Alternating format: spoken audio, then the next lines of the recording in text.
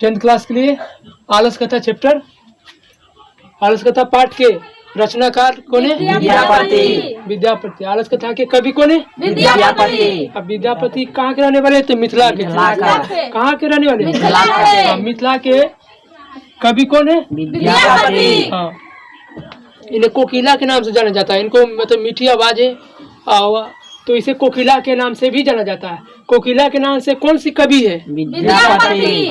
मिथिला के कवि कौन है? विद्यापति। विद्यापति के द्वारा कौन सी कथा लिखा गया? आलस कथा। आलस कथा किनके द्वारा लिखा गया? विद्यापति। आगे समझो ध्यान से। ये आलस कथा में आलसियों के बारे में बताया गया, आलस के मानव गुण के बारे में बताया गया कि मानव गुण में मतलब विद्यार्थी का सबसे बड़ा दुश्मन आलस होता है। विद्यार्थी का सबसे बड़ा दुश्मन क्या होता है? आलस। ये आलस के बारे में बताया गया है। आलस कथा में किस दोष का वर्णन है? आलस का। तो आलसी मेन रूप से कितने हैं? 4। आलस कथा में कितने आलसी? 4 आलसी थे। आलसियों का रक्षक या आलसियों को प्रतिदिन भोजन देते थे वीरेश्वर। कौन देते थे? हाँ, तो आलसियों का देखभाल करता है दयावान, जिसके पास दया रहता है वही। तो वीरेश्वरा का स्वभाव कैसा था? दयावान था, दया था। तो इस दया की वजह से कि भूखल रहता है, भूखले नहीं रहने देते थे और प्रतिदिन इसे भोजन और वस्त्र दिया करते थे आलसियों को। आलसी लोग होते हैं मेहनत नहीं करना चाहते हैं और अच्छा अच्छा खाना भी खोजते हैं। आलसी लोग होते हैं अधिकतर जो एकदम नहीं मेहनत करना चाहेगा और बढ़िया बढ़िया भोजन भी करना चाहता है। समझ गया? तो ये आलसियों को प्रतिदिन भोजन कौन देते थे? वीरेश्वरा कहाँ के रहने वाले थे? मिथिला का रहने वाले था। मिथिला का, समझ गया ना? वीरेश्वरा मिथिला के रहने वाले हैं। इनका स्वभाव था दयावान। ये अपने गांव में बड़े व्यक्ति थे, रुपया वाला पैसा वाला व्यक्ति थे। तो ये गरीबों को, अनाथों को एवं विधवा एवं आलसियों को, इन सभी को प्रतिदिन भोजन दिया करते थे। प्रतिदिन क्या दिया करते थे?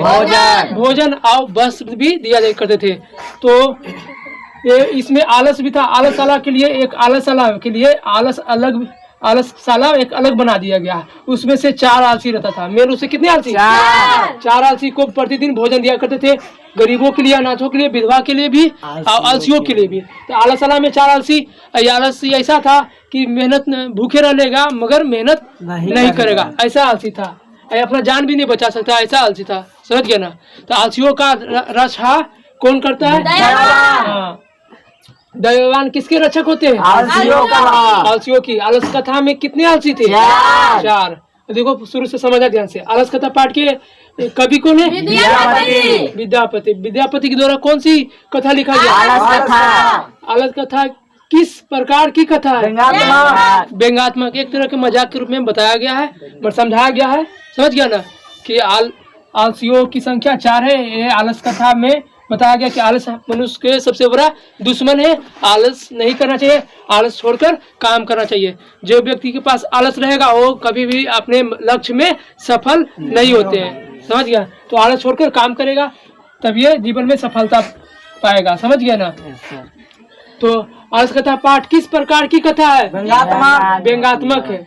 अब आलस कथा पाठ कहाँ से संकलित है? पुरुष परीक्षा। हाँ, कहाँ से संकलित है या किस ग्रंथ से लिया गया है? पुरुष परीक्षा से कौन से पाठ ली गई है? आलस कथा पाठ कहाँ से लिया गया है? पुरुष परीक्षा से। देखो आलस कथा पाठ नीतिकार आलस को क्या मानते हैं? शत्रु। मतलब जिस व्यक्ति के पास आलस रहेगा वो उसको व्यक्ति के लिए वो दुश्मन है। समझ गया ना? तो विद्यार्थी का सबसे बड़ा दुश्मन कौन होता है? आलस। तो देखो नीतिकार आलस को क्या मानते हैं? शत्रु या संस्कृत में क्या? रिपु। देखो आलस कथा में किस के महत्व का वर्णन है? मानव गुण के। कि मानव का स्वभाव अधिकतर को होता है आलस का, एकदम नहीं मेहनत करना चाहता है, बिना मेहनत के ही सब कुछ में सफल हो जाना चाहता है।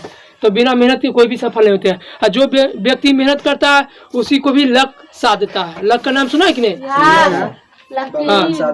तो वही जो व्यक्ति मेहनत करेगा उसी को लक भी साथ देता है, और जो मेहनत नहीं करता है उसको तो कोई भी नहीं साथ देता है। तो आलस कथा पाठ में किस के महत्व का वर्णन है? मानव गुण के बारे में बताया गया है। गरीब, अनाथों एवं विधवा एवं आलसियों को प्रतिदिन भोजन कौन करवाते थे? कौन भोजन कौन प्रतिदिन करवाते थे? बृहस्पति। जो उसका स्वभाव, उनका स्वभाव कैसा है? दयावान है। भोजन और वस्त्र भी दिया करते थे, तो बृहस्पति दिया करते थे। समझा ध्यान से। पुरुष परीक्षा ग्रंथ में किसके गुणों का वर्णन है? मानव गुण का। ग्रंथ बोलो या कहाँ से संकलित है? तो पुरुष परीक्षा से। तो पुरुष परीक्षा ग्रंथ में किसके गुणों का वर्णन है? मानव गुण के। मानव गुण के बारे में, मानव गुण के बारे में किस कथा में बताया गया है? आलस कथा। पुरुष परीक्षा ग्रंथ में बताया गया है। आलसियों की संख्या कितनी है? 4। हाँ, किस पाठ में 4 आलसी है? आलस कथा। ऐसे भी घुमा के पूछ सकते हैं, किस पाठ में 4 आलसी है? आलस कथा। हाँ, तो देखो चारों आलसियों को प्रतिदिन भोजन एवं वस्त्र दिया करते थे। कौन? बृहस्पति का स्वभाव दयावान था। एवं इन सभी को भी भोजन दिया करते थे। सुनो ध्यान से। तो आलसला में 4 आलसी थे, और उसके बाद जो भी इसके बृहस्पति के द्वारा जो भी स्टाफ था, उनको प्रतिदिन भोजन बना के खिलाता था। समझ ना, जो बोलते हैं उसको क्या नियोगी पुरुष बोल सकते हैं। नियोगी पुरुष, नियोगी पुरुष। कौन सी पुरुष? नियोगी पुरुष। हाँ, नियोगी पुरुष प्रतिदिन इन सभी को भोजन बना कर खिलाते थे। समझ गए ना। तो गांव के लोग देखा कि चारों आलसी है, जो खा पी कर पूरा मोटा गया है। समझ गया ना। फ्री में बिना मेहनत के लिए खा पी कर बड़ा सा तोंद कर लिया है। समझ गया, खा पी कर बहुत सारा तोंद कर लिया, मोटा गया है। ये बात देखकर सुनकर और गांव में देखकर ना सभी लोग, गांव के लोग देखता है कि फ्री में ये सब खा के बिना मेहनत के लिए मोटा गया है। समझ गया ना, उसका पेट बड़ा सा हो गया, तोंद बड़ा हो गया है। तब सोचा कि हम भी खा पी कर मतलब इसमें फ्री में हम भी चलते हैं भोजन लेने के लिए। समझ गया ना। तो आप गांव के लोग फ्री में आ जाते हैं, शामिल हो जाते हैं इस कहानी में। आप गांव के लोग फ्री में शामिल हो जाते हैं। समझ रहा है? सर पुरुष लिखा है, पुरुष लिखिए ना उसको सर करिए। समझ रहा है? तो आप गांव के लोग, समझ रहा है, आप गांव के लोग शामिल हो जाते हैं खाने के लिए इसमें फ्री में। और ढेर सारा बढ़ गया गांव में। ऐसे करके नहीं माना करते उस जो आलसी नहीं, केवल आलसी है उसी को खाना दे रहे थे। कौन खाना दे रहे थे? आलसियों को।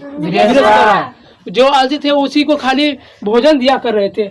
मगर इसमें आओ जो भी ठीक ठाक था, कमाने वाला था, वो भी फ्री में आकर खाने लगा आलस बनकर। वो डुप्लीकेट आलसी बन गया। कौन सा आलसी? धूर्त आलसी। ध्रुव कहाँ से रे गप नहीं करो।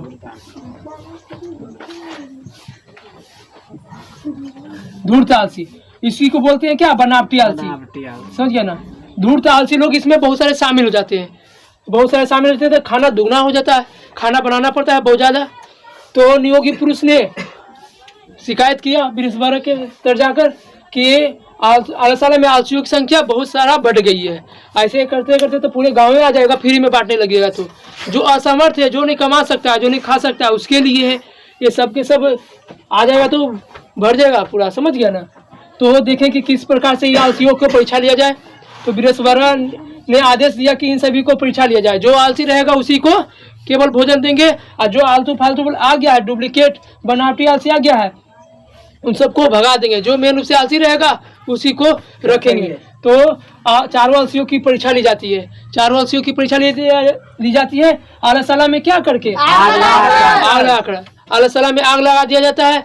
आग लगाता है कौन लोग? नियोगी पुरुष। हाँ, नियोगी पुरुष ने आग लगा देता है। ये सब बाहर में हल्ला करने लगता है कि आग लग गया, आग लग गया, आग लग गया। नियोगी पुरुष किसको कहते हैं? जो ठीक ठाक है। समझ गए ना। उन सभी को कहा जाता है। उन सभी ने आग लगा कर कहा आग लग गया, आग लग गया।